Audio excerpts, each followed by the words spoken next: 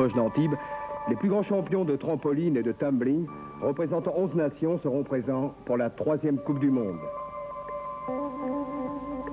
Après celui de la gym, le rendez-vous du trampoline devrait sortir ce sport d'un anonymat exagéré. Pourtant, cette discipline nous a valu 5 titres mondiaux et 3 titres européens depuis 1970. Un effectif de 4500 licenciés. Les 7 membres de l'équipe de France sont basés à Antibes sous la responsabilité de Michel Rouquette. L'adversaire principal pour Pioline sera Pelé, qui a gagné la dernière Coupe du Monde, qui est de République fédérale d'Allemagne et qui sera extrêmement dangereux dans cette compétition. Et puis bien évidemment tous les autres pays, américains, canadiens notamment. Une surprise pour les spectateurs antibois, c'est le nouveau sport, le tumbling, ou saut, ou culbute, je ne sais pas comment vous appelez ça. Oui, alors tumbling définit la culbute, faire des culbutes, c'est donc de l'acrobatie en ligne. C'est ce qu'on voit en praticable 12 par 12 en gymnastique, mais où on a soustrait tous les éléments d'appui et tous les éléments de chorégraphie. C'est donc que de l'acrobatie en ligne. L'équipe de France engagera cette compétition avec un moral d'acier, après la victoire de Lionel Pioline et Penn la semaine dernière à Londres. Spectateur privilégié pour Yo-Yo, Lionel Pioline, le champion du monde en titre, les pompiers d'Antibes et leur grande échelle qui nous ont aidés pour réaliser cette séquence.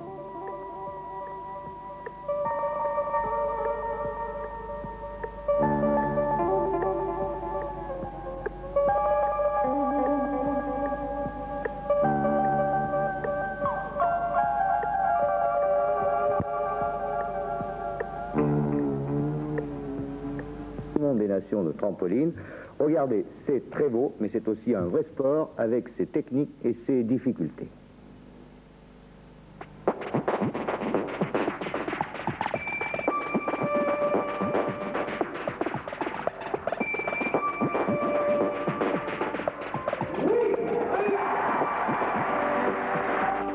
Christophe Chapin, Laurent Mainfray, Hubert Barthaud, Pascal Sony, Arnaud Thomas, Gilles Saunier, Daniel Pan, Nathalie Leroy, Yvonique Millet, Nathalie Treille, Michel Rouquette, entraîneur national. Ça c'est la finale donc, c'est mon exercice libre. Avec c'était une série libre donc qui est tout au loisir du compétiteur. Il choisit lui-même ses exercices. Et c'est noté avec un quota de difficulté, qui est le coefficient simple, et également une note d'exécution qui est multipliée par 3.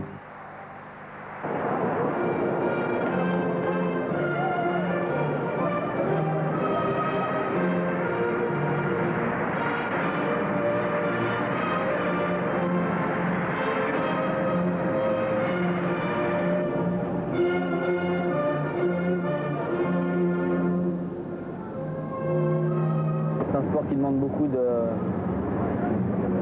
repères visuels et surtout des repères intérieurs qui se perdent très vite, qui donc nécessitent beaucoup d'entraînement pour garder en contact ces repères.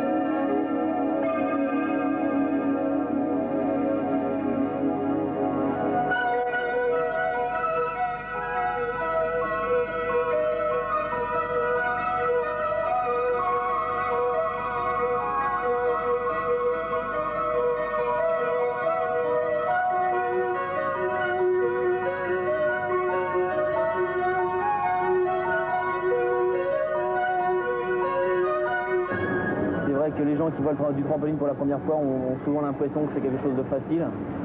C'est un petit peu le but recherché dans le trampoline, c'est de faire les choses les plus compliquées possibles et de les rendre à l'œil très faciles. On a l'impression que c'est un envol, c'est quelque chose de simple, mais en fait c'est des années d'entraînement, de préparation et de sensations très difficiles à percevoir.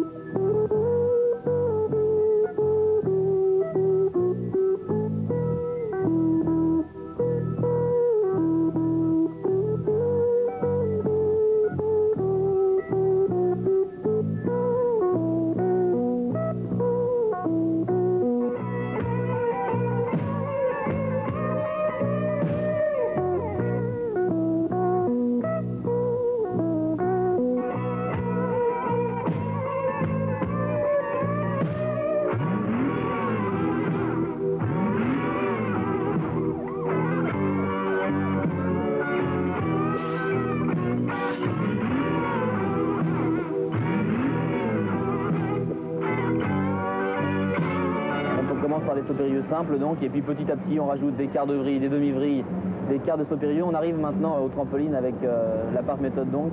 On coupe la figure en plusieurs parties, ce qui permet de la prendre le plus techniquement possible et sans le prendre le moins de risques.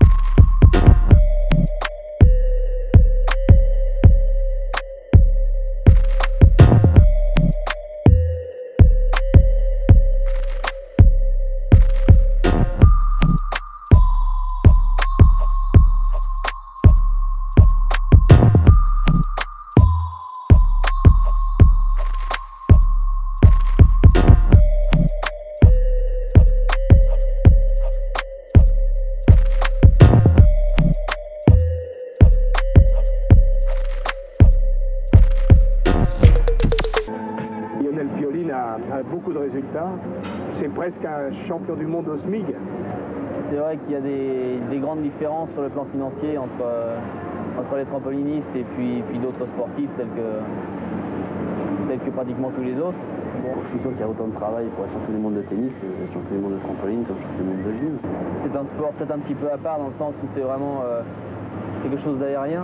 On vous prend pas pour des gymnastes ratés? Oh non, non. Les gymnastes se servent du trampoline pour apprendre les figures, et donc c'est un sport qui sert de base à beaucoup d'autres sports également, tels que les skieurs acrobatiques font des stages de trampoline, les parachutistes font des stages de trampoline, les astronautes font du trampoline. Tous les sports acrobatiques se servent du trampoline comme base, et c'est par hasard, je crois. Hein.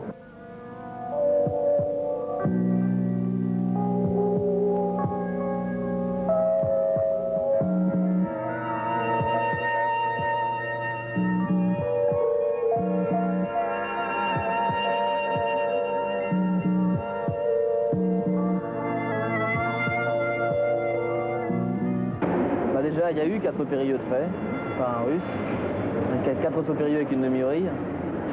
C'est donc une figure aussi très importante.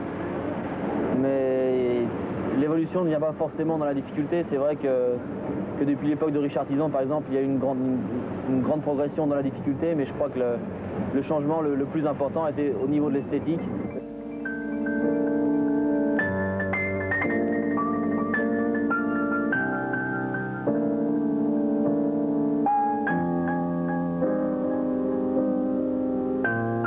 Le plus plaisir, c'est qu'on se rende compte que le trampoline c'est quand même quelque chose d'assez fabuleux.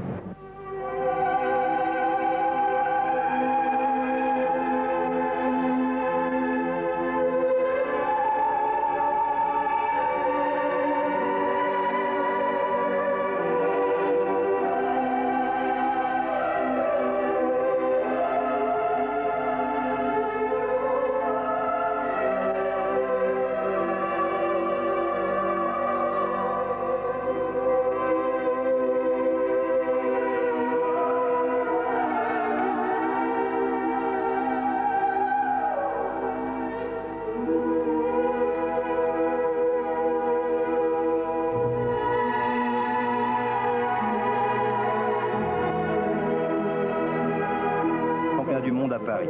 Lionel Pioline est conscient des progrès qu'il devra encore réaliser pour conserver sa couronne. Cette année, ça a été surtout un plus sur le plan de la régularité dans les exercices. C'est une chose que l'équipe de France avait un petit peu perdu depuis quelques temps. Et je crois que ça devient un point fort Il reste encore beaucoup de travail, je crois, pour Bercy, que ce soit en tumbling comme en trampoline. Un seul objectif donc, les champions du monde à Bercy en octobre 86. Mais là, l'opposition sera plus forte qu'à Antibes. Michel Rouquette, qui entraîne Lionel 3 heures par jour depuis 11 ans, nous promet un fameux duel. Nous voulons jouer ce titre mondial à Bercy qui sera une opposition fantastique entre le soviétique Vadim Karchovska et Lionel. Lionel a terminé second des championnats d'Europe à 6 dixièmes. Il l'avait battu à Osaka un an plus tôt. Ce sera la belle à Paris et je pense que ce sera les Français qui gagneront car on va tout faire. Le titre, j'espère qu'on le conservera, mais enfin, il faut dire qu'on a fort à faire quand même. Il y a les Russes, il y a les Américains, il y a les Japonais, il y a les Chinois qui vont arriver sur le marché. Il y a fort à faire quand même. Hein. Côté féminin, pas de surprise non plus. La championne du monde, l'anglaise Susan Shotton, remporte sa 2e Coupe du Monde. Associée à son compatriote Nigel Randall, elle gagne aussi l'épreuve synchronisée mixte. Le regard qui se déplace dans le plan horizontal, voici maintenant le tumbling avec sa piste à ressort longue de 25 mètres. L'américaine Jill Olembeck, comme Pioline et Shotton, est intouchable. On n'est pas championne du monde pour rien. Les Françaises se sont pourtant bien défendues. Sandrine Vacher est 3e et ici Isabelle Jagueux, récente championne d'Europe, prend la 2e place malgré une arrivée plutôt manquée. Il est également champion d'Europe, Pascal Eouzan, mais un raté dans son dernier passage lui fait perdre la 2e place. Une 2e place qui reviendra à un autre Français, Didier Semola.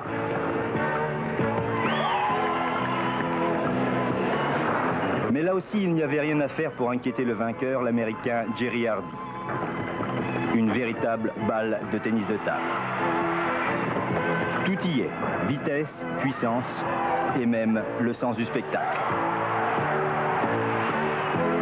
Étonnant Jerry Hardy, il sera certainement le digne successeur d'un autre Américain, Steve Elliott, détenteur du titre mondial du tumbling. Antibes de Saupérilleux et de Vrille avec mademoiselle Jill Olembeck, une américaine très agile dans cet exercice, le tumbling, où il faut réaliser le plus d'acrobatie possible sur une piste de 25 mètres à ressort.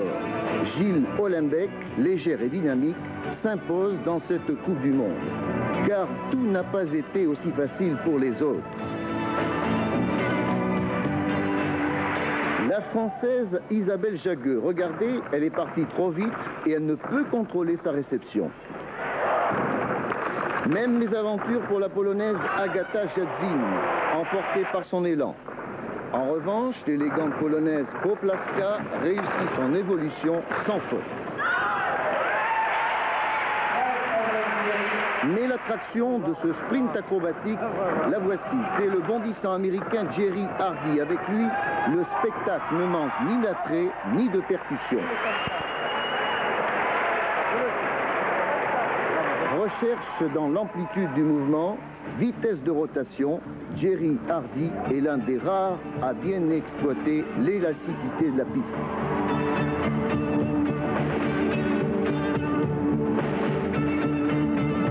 Meilleur français, Didier Semola, avec une série de sauts bien tendus.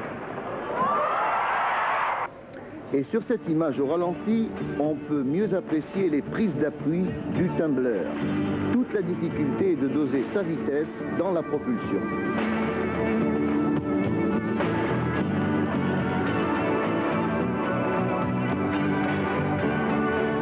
Mais attention, regardez l'américain Chetfos, bien parti, mais mauvaise arrivée.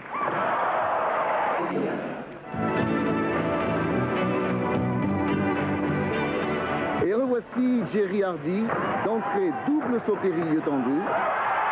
Seuls les Soviétiques et les Chinois peuvent aller plus haut et plus vite. Nous verrons cela au championnat du monde. Rebondir sur une toile de trampoline, ce n'est pas aussi simple. Choisir sa bonne trajectoire avec la meilleure propulsion et s'enfoncer jusqu'à plus d'1 mètre pour rejaillir à plus de 7 mètres, c'est ce que réussit Lionel Pioline, champion du monde. L'art de se mouvoir dans l'espace en réalisant en 20 secondes tout ce qu'il est possible d'imaginer de sauts périlleux, de vrilles et de combinaisons acrobatiques. Limpidité des enchaînements, pureté du geste, Pioline devient alors un cosmonaute Pour le Français, c'est sa deuxième victoire en Coupe du Monde. Dans un sport toujours en pleine ascension. La fédération, c'est ainsi ici, elle fait sa Fédération française de trampoline et de sport acrobatique. Trampoline régie par la FIC, Fédération internationale de trampoline.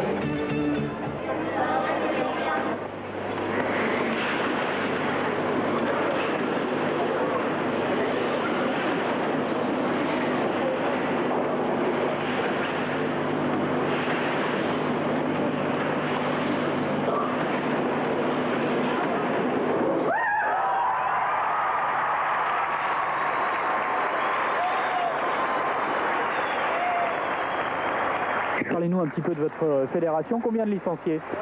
Eh bien, écoutez, je préfère parler de pratiquants. Il y en a 24 000 et de licenciés, il y en a 3 500, mais qui sont uniquement licenciés compétition. Quelles sont les qualités requises pour pratiquer ce sport? Il faut être souple et puis être tonique aussi. Donc c'est un accouplement des deux qualités. Voilà. Et puis bon, il faut s'entraîner tout le temps, tous les jours. Comment on initie les jeunes qui viennent à ce sport? Ça se passe souvent dans les écoles, on commence à les faire rebondir et après on leur apprend les figures de base, les tombées assis, tombées dos, les tombées ventre et après on passe aux choses plus sérieuses, on attaque les sauts périlleux. Le trampoline c'est plus physique ou artistique? Je crois pas que ce soit très physique. C'est physique bien sûr, mais si on compare à la gymnastique par exemple, c'est nettement moins physique. Par contre, sur le plan physiologique et intellectuel, c'est quelque chose d'assez difficile. Il faut une concentration très importante en permanence. On n'a pas de droit à l'erreur. La chute au trampoline, c'est pas très tolérable. Alors c'est facile à éviter, il faut énormément de concentration, une disponibilité à 100% en permanence. Je crois que c'est la chose la plus difficile. Les risques du métier chez toi, c'est quoi? Eh bien, les risques du métier, c'est de régresser ou de garder le niveau. Le trampoline est un sport très jeune qui évolue d'une façon fulgurante. Et pour rester sur la plus haute marche du podium ou pour rester dans les meilleurs mondiaux, il faut sans cesse progresser et pas se contenter de garder le niveau acquis. Et c'est quelque chose de très difficile. Est-ce que la peur a un rôle important? Oui, il ne faut pas être peureux. Quels sont les principaux accidents? Il n'y en a pas beaucoup, c'est souvent les luxations, les cassures comme dans tous les sports. On imagine que c'est dangereux, ça ne l'est pas? Non, pas du tout. Si on est bien entraîné, il n'y a pas de problème. En ce qui concerne l'équipe de France, c'est environ 3 heures, entre 3 et 4 heures d'entraînement quotidien.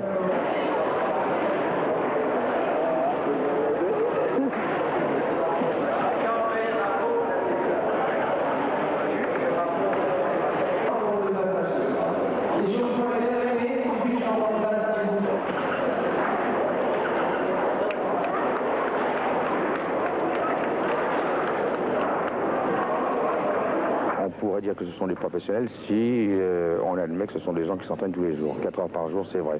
Ils sont pris en charge par les fédérations, ils sont pris en charge par eux-mêmes aussi, puisqu'il faut faire un certain nombre important de démonstrations pour arriver à subventionner ce centre d'entraînement. Mais on ne peut pas appeler ça des professionnels à partir du moment où ils ne touchent pas d'argent.